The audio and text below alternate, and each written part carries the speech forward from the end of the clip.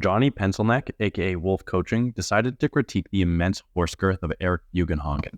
Now, they did end up agreeing on a lot of things, which is more often the case than people think with this false divide created between exercise science and bro science. However, there was one point that he made where I think that bro science is actually more right than he was. So recently, there was a paper published that actually might be in favor of bro science and ego lifting. And it showed that maximal eccentric contractions actually have a different protein profile than maximal concentric contractions. Now, you may be wondering how this applies to bro science and ego lifting, but stay with me now, I'll get there. So like I said, this paper shows that there might be a unique benefit to working the eccentric portion of a lift rather than just the concentric portion of the lift. And those two may have different outcomes.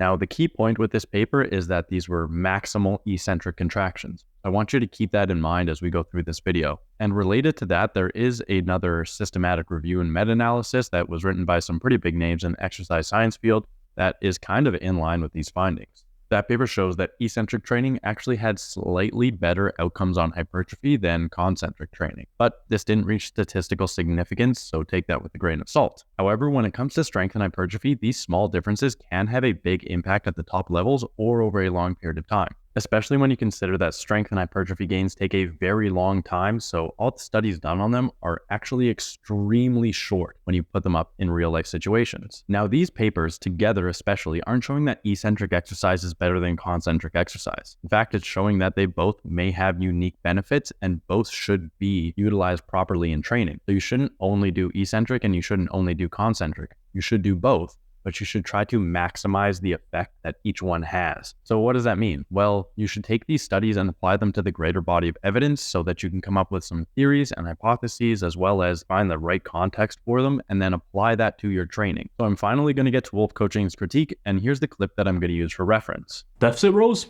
thumbs up. Cheat rows, thumbs down. Cheat rows, not so great on account of not really using enough weight to properly stimulate your glutes and hamstrings. And so why would you incorporate a pretty subpar stimulus when the primary purpose of the row is to train your upper back? And so personally, rather than cheating, if you wanted to use more weight, which I don't think you should inherently be chasing, you could use lengthened partials. And lengthened partials is something I think you should probably be incorporating for maximizing hypertrophy. Now, I'm going to agree with him that with cheat rows, you don't get the most amazing stimulus out of glutes and hamstrings, but it is there, so it's not a fact to discount them. It's just a small added benefit from them, in my opinion. As long as that fatigue isn't affecting your next pulling workout, then awesome. I will also agree that lengthened partials are a great way to build the back, and they should be utilized. I'm a huge lengthened partials fan. Now, the point and benefit that he's missing out on is the eccentric contraction portion of cheat rows. I'll get to that a little bit more, but I have to lay some groundwork first. Since you have a lot more strength with eccentric contractions, using a weight that you can lift up with no momentum on the concentric portion is not going to load that eccentric portion enough and bring you to failure or even all that close to it. And the greater body of evidence shows that getting to failure or close to failure is better for hypertrophy. So applying this to eccentric contractions, especially considering that that new study used maximal eccentric contractions, you would theoretically want to use a weight that would go beyond what you're capable of moving concentrically and then still control it eccentrically, aka using cheat rows to hoist the weight up and then control it on the way down. And even applying this to the point of using lengthened partials instead, you're still not maximally loading that eccentric portion of the lift, and you're still fatiguing concentrically first before the eccentric is even close to failure. So there still may be some gains that you can get out of this by using some cheat rows and controlling that eccentric. And when it comes to lengthened partials, they are great. And some of the literature shows that doing a set where failure is actually not just full ROM failure, but going till you can't complete a proper lengthened partial at that point too shows some greater hypertrophy. Now, the potential mechanism for this may not only be that you are further stimulating those motor units and potentially getting every single motor unit out from those concentric contractions, but you may also just be having more time where you're loading the eccentric portion of the lift and bringing that closer to failure in a more effective way. So by just hitting full range of motion failure, you may be halfway there to eccentric failure. But by adding in lengthened partials, you may get yourself 75% of the way there. And that 25% difference can make a significant impact on hypertrophy. These numbers are just made up for simplicity's sake to get my point across. So in support of ego lifting and bro science, a better way to program your rows may be to have some days where you do all strict rows, but then some days where you do that ego lifting and do your cheat rows, or you just do some sets differently on the same day. Another option would be to do what Eric Von Hagen, aka Rick Della Stick, says to do all the time. When you're doing an exercise and you start to hit that concentric failure, start horse cocking the weight up and use momentum to get those extra reps out. Just make sure that you're still controlling the eccentric portion. And a key point with these rows, especially with having to use momentum to get it up, is that they need to be significantly heavy. So in my opinion, they need to be heavy enough where you can't hold it in an isometric fashion, but it is just forcing you down. That will be a maximal eccentric contraction and actually take you to eccentric failure. So a point of consideration with all this is that eccentric contractions, especially these maximal ones, can have a little bit more fatigue, both metabolically and psychologically. You have to be aware of this, so give yourself enough recovery time, as well as just be mentally prepared to kind of turn your brain off and then just really push through that set. And this fatigue can also have an effect on your strength, especially if you're a strength sport athlete. You have to adjust your ego accordingly. So if you're trying to get thick and juicy, you have to be okay with a little bit of that strength decrease while you get huge. And this ties in with playing the long game for strength training. Sometimes you won't be pushing your lifts to the max and kind of realizing your potential. Sometimes you will be building up your potential, and getting that hypertrophy is doing just that. You're building up your floor and you're building up your ceiling so that when it is time to realize that strength, you can hit numbers even higher than before. This patience and checking your ego will pay off in the long run. So now that all that boring theory and exercise science is out of the way, how do we implement this and overload some exercises eccentrically? Keep in mind that some exercises just can't really be effectively overloaded eccentrically, so think more about what muscles you're trying to hit and then what movements will hit those best. So starting with the example I gave earlier, this will tie into others, but it's cheat rows, right? Use momentum to get the weight up and then control it on the way down. So this technique is really easy to implement and it can be spread across to many different exercises.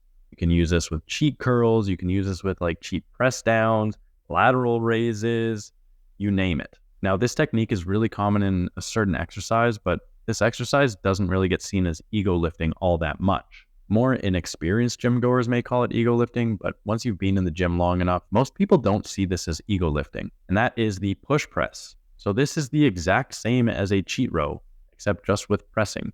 You're using momentum to get the weight up, then as long as you control it eccentrically somewhat, it's the exact same concept and the exact same mechanism. And this ties into the point that I've made in a lot of other videos, is that people are very closed-minded when it comes to exercises. So people don't really see push press as ego lifting all that much because it's used a lot in things like strongman.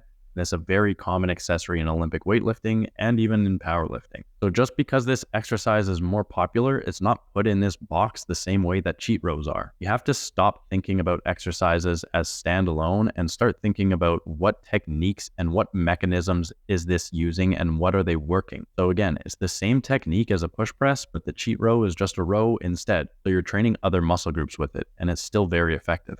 People love their push presses and they see huge gains from them.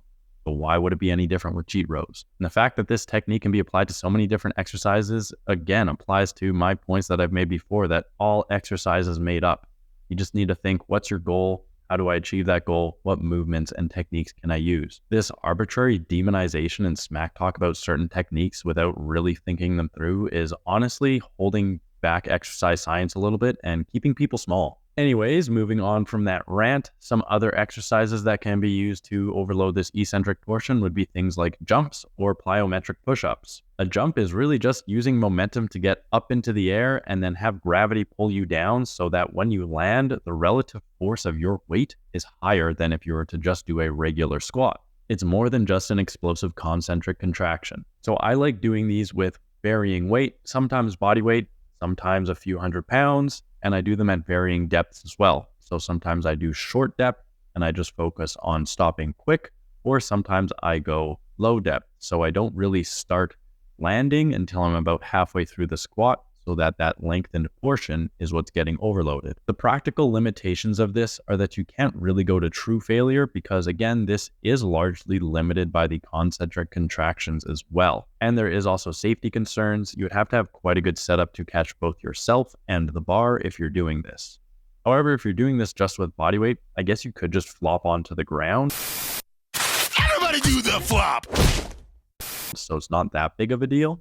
But I really did want to bring up this exercise because the literature around this always focuses on the concentric contraction. It focuses on it being more powerful and that's stimulating more motor units, which is true and which is a large driver of the hypertrophy, but it misses out on the landing aspect of it and the eccentric portion of it. Do I think that it plays a massive role? No, but it could be playing somewhat of a role and it might be something to look at in future research. And really the key of this is just me trying to get you to open your mind up a little bit and think a little bit more. Don't be too close-minded, but start thinking. Research should not narrow your mindset and narrow your viewpoint on exercise. It should expand it. It should get you to think more. So if you're ever reading something and then that's really narrowing your mindset, that means you're not engaging with it properly. You need to think it through and think about how it can be applied in many different scenarios and different movements and what outcomes can potentially be made from it. But getting back on track, since I said that jumps aren't the best for overloading eccentric, what I like to do for the lower limb is use exercises where I can use both legs to push the weight up. So like a hamstring curl, a knee extension, or a leg press, and then lower it with one leg. There are also exercises like Hatfields where you can use external support and use your arms to help push you up. And then on the way down, don't use your arm support so that you're getting a higher eccentric contraction. Again, this is kind of limited by the concentric contraction as well, so you have to do a good balancing act of how little you're helping on the way down and really make sure that you're pushing that eccentric hard. That does require a little bit more equipment, so an external source to hold on to as well as a safety squat bar. So wrapping this all up, I think that Wolf Coaching's critique missed a small point and that blatantly giving that thumbs down to cheat rows isn't the most evidence-based take. Cheat rows could potentially be effective and they could potentially play a role. Now I know this study was done on untrained individuals and the sample size was quite small, but applying this to the greater body of evidence, it does show that eccentric contractions are important and that maximally doing them may also be important, or at least getting them close enough to failure. So it's not super concrete, and it's not like, hey, you need to do cheat rows. But again, I think that strong thumbs down for cheat rows isn't quite accurate. And there might be something to them. And there might be something to using some momentum to overload that eccentric. Just something to think about. I hope this video got you all to think a little bit more and open your minds. And ultimately, I hope that it leads to more gains for all of you. Anyways, thank you for watching. Now go out there and make those gains.